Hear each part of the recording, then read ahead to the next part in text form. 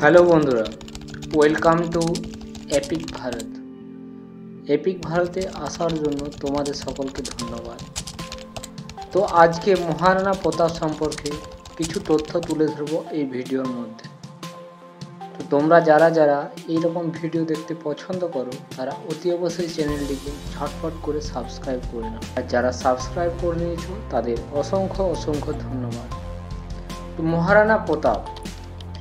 মহারানা প্রতাপ হলো মেওয়ারের কিংবদন্তি রাজা। ভারতের ইতিহাসের অন্যতম বীর ও সাহসী নেতা হিসাবে পরিচিত। 1540 সালে 9 মে রাজস্থানের কুম্বলগড়ে জন্মগ্রহণ করেন প্রতাপ। মহারানা উদয় সিং দ্বিতীয় এবং রানী জয়ন্তী বাই এর পুত্র। তার জীবন ছিল মেওয়ারের স্বাধীনতা রক্ষার নিবেদিত। 1572 সালে উদয় সিংয়ের মৃত্যুর পর মহারানা প্রতাপ সিং সিংহাসনে বসেন। যদিও আকবর মোগল সাম্রাজ্যে প্রচণ্ড চাপ ছিল, তখন প্রতাপ মেওয়ারের স্বাধীনতা রক্ষা করতে দৃঢ় প্রতিজ্ঞাবদ্ধ ছিলেন। এই প্রতিজ্ঞার ফলশ্রুতিতে 1576 সালে বিখ্যাত হলদিঘাটির যুদ্ধ সংগঠিত হয়। এই যুদ্ধে মোগল বাহিনীর বিপরীতে রাজপুতদের বাহিনী ছিল সংখ্যায় অনেক কম।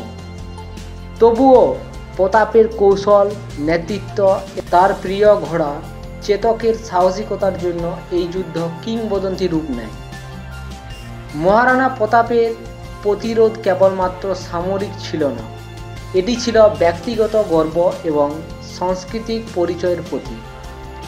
আকবরের একাধিক শান্তির প্রস্তাব তিনি প্রত্যাখ্যান করেন, যা মেওয়ারের সার্বভৌমত্ব ক্ষুণ্ণ করতে পারে।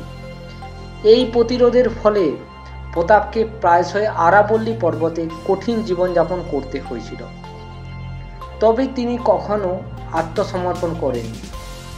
তার এই সংগ্রাম তাকে রাজপুত সাহস ও আত্মমর্যাদার প্রতীক বানিয়েছিলেন। মহারানা প্রতাপের জীবন ও বীরত্ব নিয়ে অনেক বই ও লোককথা রচিত হয়েছে, যা তার সাহস, কৌশল এবং ত্যাগের গল্প তুলে ধরে। 1597 সাল 29 জানুয়ারি চাওয়ান্দে তিনি শেষ নিঃশ্বাস ত্যাগ করেন। তার মৃত্যুর পরে আকবর শোক প্রকাশ করেন, যা প্রতাপের মহত্বকে আরও বৃদ্ধি করে। তো বন্ধুরা, মহারানা প্রতাপের এই গল্প আমাদের শেখায় যে কিভাবে একজন দৃঢ় প্রতিজ্ঞ নেতা একটি শক্তিশালী সাম্রাজ্যের বিরুদ্ধে দাঁড়িয়ে তার জনগণ ও সংস্কৃতিকে রক্ষা করতে পারেন। তো যাদের এই ভিডিওটি পছন্দ লেগেছে এবং যারা এইরকম ভিডিও দেখতে পছন্দ করো, তারা অতি অবশ্যই চ্যানেলটিকে ঝটপট করে সাবস্ক্রাইব করে নেবে।